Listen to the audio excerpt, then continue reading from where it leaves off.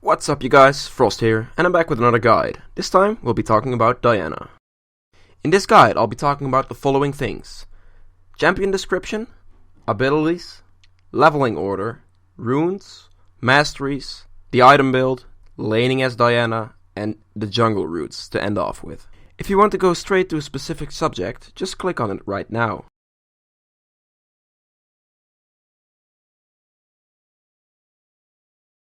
Champion description. Diana is a mage/assassin. Her kit allows her to deal a substantial amount of consistent damage whilst remaining mobile. This is mainly because of her low cooldowns on all of her abilities, but in return her mana costs are high, so be careful with spamming your abilities. Besides the high mana costs, another problem with Diana is she hasn't got the best laning phase. It really starts after she gets her ultimate. However, for jungle Diana, this is definitely not a problem, since her early clear speed is one of the fastest amongst the junglers. Ganking early, on the other hand, might be quite tricky, because Diana doesn't have any hard CC. Overall, Diana is a very strong champion with great outplay potential. If you enjoy a mobile champion with a lot of burst damage, Diana is definitely a champion for you. Diana's abilities. Moon Silverblade is a passive ability with two separate effects, granting Diana a permanent passive attack speed buff of 20%, and her auto attacks generate stacks on hit. At 2 stacks, Diana gains the on-hit effect, which deals damage in a point-blank area of effect. This makes Diana one of the fastest junglers in the game, because the area of effect helps clear the camps so quickly. Her first ability, Crescent Strike, is a curved skill shot that passes through enemies, leaving behind an effect called Moonlight, granting sight of them for 3 seconds. This is the go-to ability in Diana's kit. It consistently has low mana cost at only 55 mana, even if you level it up, as well as just a low cooldown. In lane, this ability can be used to clear the wave pretty much instantly. Well, after you get some AP, that is. As well as poke the enemy laner. However, hitting the curve might be tricky in the beginning, so give yourself some time to practice with this skill. Her second ability, Pale Cascade, is a self-targeting ability that shields Diana and summons 3 spheres that will detonate on collision with an enemy. If all 3 spheres detonate, the shield is reapplied and the duration is refreshed. This second shield stacks with the original shield. In lane, try not to use this ability a lot. It has a fairly high mana cost. In a jungle, however, this is an insanely strong ability. It pretty much means you take no damage at all. But in the jungle as well, try not to overuse this ability, especially if you don't have a blue buff, because you will run out of mana quickly. Her third ability, Moonfall, is a point-blank area of effect that draws in all nearby enemies to Diana's location and slows them for 2 seconds. This ability interrupts channeling abilities, such as Karthus ult and Katarina ult, but it can also stop the enemy from flashing away if you time it correctly. Her fourth ability, Luna Rush, is a single target dash that deals magic damage to the enemy on hit. If the enemy is afflicted by Moonlight, the cooldown on this ability is refreshed. If you're standing next to the target when you cast this ability, it will put you on the other side of the target. This can be used to dodge skill shots, such as Ash Arrow or Lux ult. You can also use this ability right as you cast Crescent Strike to jump to the target while Crescent Strike is still traveling to get the cooldown refresh. Leveling these abilities. On screen right now you can see my leveling order for both mid and jungle. For jungle I start with W and take a second point into it on level 3. This is for surviving the jungle better. The shield it offers plays a big role in the amount of health you have for the jungle. Also I take a point in E on level 4. This is for ganking, since you can potentially stop a flash with it, or just slow the enemy to let your laner catch up. For mid lane, I start with Q. This offers lane poke as well as ranged farming. Seeing as how Diana is melee ranged, this is quite useful. I also don't take a second point into my W until I've maxed out my Q as far as I can. And generally, I only put a point in my E at around level 8. Exceptions for this are of course when you're laning against Katarina or another champion with a channel ability that you have to cancel. Then I'll take E at level 4. The runes. There are 2 different styles of rune pages I use for Diana. One for jungle and one for laning. Let's get into the jungle runes first. I go 9 attack speed marks, 9 armor seals, 9 flat AP glyphs and 3 flat AP quints, giving me a total of 26 AP, 9 armor and 15% attack speed. I go attack speed because of Diana's passive. The more attack speed you have, the faster those passive procs hit the jungle camps, the faster you can clear your jungle. I go armor seals because they reduce the damage taken by jungle camps significantly, and I take flat AP quints and glyphs to get higher starting AP. This helps you in clearing your jungle quicker, as well as taking less damage because of Diana's W, that shields her. All I do to get from jungle Diana runes to her laning runes is replace attack speed marks with magic pen marks, since you have no use for the attack speed in lane. It's better to go magic pen, so you have more damage with your Q poke. If you have them though, you should take hybrid pens on marks. These just offer more stats in general on Diana. The masteries. I go 21 in offense and 9 in defense. In offense, I take all the ways of increasing my damage, as well as getting the cooldown reduction and the dangerous game mastery.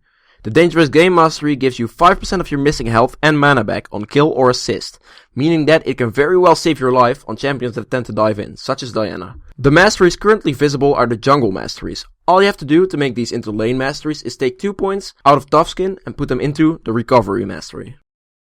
The item build. On screen right now you can see my item build for both mid and jungle. For jungle, I start with a Hunter's Machete, 2 health potions and a Warding Trinket. At my first back, I buy a Trailblazers with an Amplifying Tome, and maybe another health potion if I need it. Right after that, I'm gonna go for the Mangus upgrade on my jungle item and buying some boots for speed. At this point, sell your Warding Trinket for a Sweeping Lens, since you're gonna gank more, and it's nice to know if you're standing on a ward or not. The first item I'm gonna go for is Zhonya's. This gives you some armor, a lot of AP, and invulnerability time. This invulnerability time can be used to negate damage, or to just wait for your cooldowns.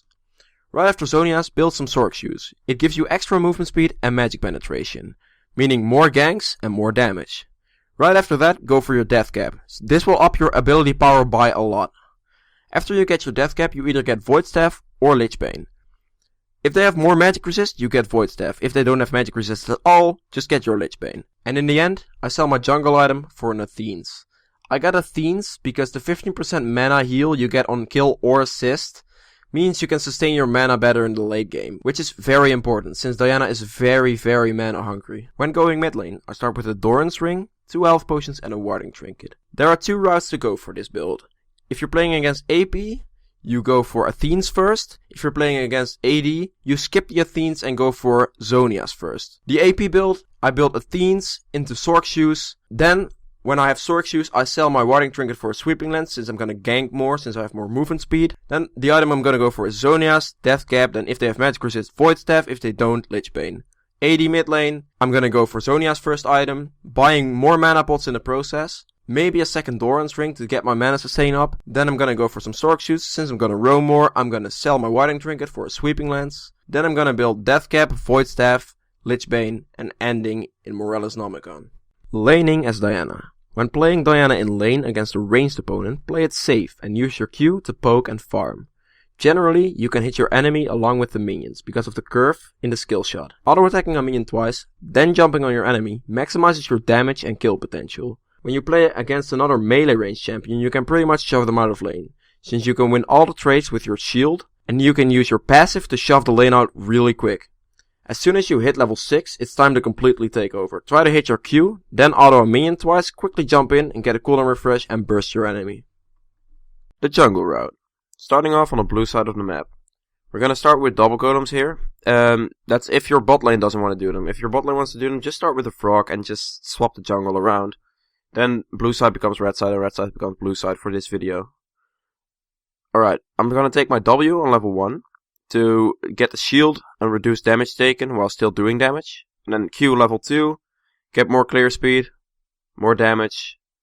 Right. I try to walk between my auto attacks because it basically means you take less damage.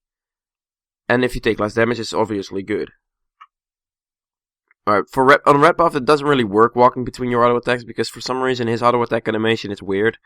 And you can't really stall him from doing it. No, you can't really stall him from doing his auto attack animation, which I don't really see why, but you know, whatever. Level 3, I take a second point into my W, and then go to wolves. Using your W in the jungle early, especially, is really important. On the jungle route specifically, right here, I don't have AP glyphs. I only got them later. But if you have AP glyphs, you basically shouldn't take any damage. You can easily have 2 health potions left at the end of your clear, which is amazing, just to say the least. Like, you don't need any health potions to clear. So you could even start with a mana potion if you think that's needed. I don't think it's needed because I generally...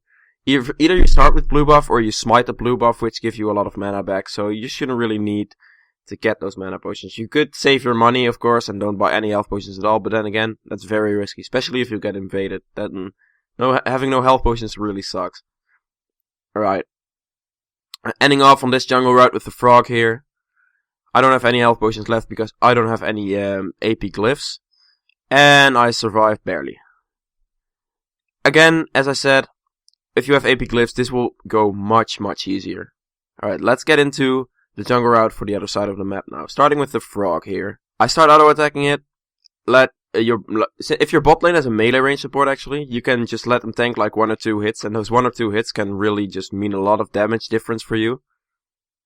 You can tank the damage when you're with your shield up, but if they have like a Braum, you can just let Braum tank like 2 hits. He takes like no damage from it and can help you quite a lot, since 2 hits generally saves you quite a lot of health.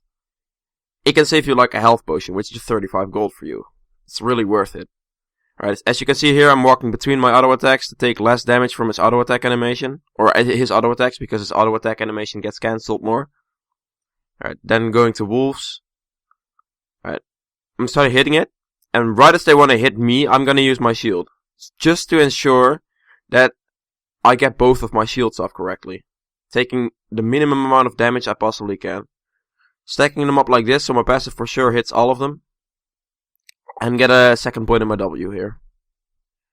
Going on to Wraiths. I'm gonna probably start with queuing the Wraiths from a distance, so I can group them up. Yes, I group them up and then use my W so I hit everything, and then with my passive I clear every single mini Wraith. Going for this one last.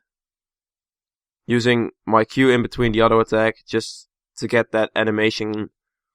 Like, it takes some time in between your auto attacks hit, so if you can use your Q in that time, that's perfect. More efficient. Use my smite on the red buff to get the heal. That's actually, yeah. If you smite the red buff, you get a health heal. If you smite a blue buff, you get a mana heal.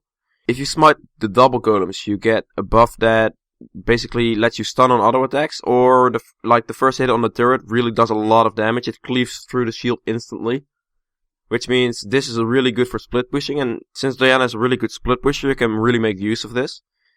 Diana's a really good split pusher because of her passive, so try to make use of that buff. If you smite the Wraiths, you can get like a sort of oracles, which means that if you have that active and you run around the map, it will activate upon nearing on an enemy ward. So you can easily use that for ganks. If you're not sure if it's warded, just smite it and then walk to it. And if nothing pops up, you can easily just do the gank. And if something pops up, that means there's a ward, so you can clear it then.